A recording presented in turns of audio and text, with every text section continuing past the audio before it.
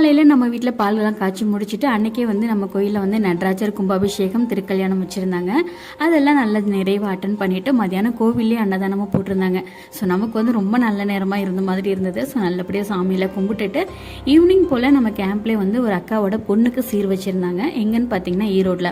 கோயம்புத்தூர்லேருந்து ஈரோடுக்கு நார்மலாக வந்து பார்த்திங்கன்னா ஒரு 3லேருந்து 4 மணி நேரம் தாராளமாக ஆகும். பட் அவங்களே வந்து எங்களுக்கு வந்து அந்த போலீஸ் கேம்ப் வந்து பஸ்லாம் வந்து அரேஞ்ச் பண்ணி கொடுத்துருந்தாங்க.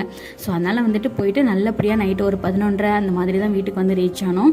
ரொம்பவே டயர்டாக இருந்தது. ஏன்னா இந்த ஒரு 4-5 நாளாகவே வந்து சரியாக தூக்கமே இல்லை. வீடு க்ளீனிங், வீடு ஷிஃப்டிங் இப்படி தான் வந்து போயிட்டுருக்கு. ஸோ இது வந்து நம்ம இருந்த வீட்டோட ஹோம் டூர். ஸோ ஆல்ரெடி நம்ம இருந்தோம் இல்லையா 3rd ஃப்ளோரில், அந்த வீட்டோட home tour, empty home tour. நிறைய மெமரிஸ் இருக்குது.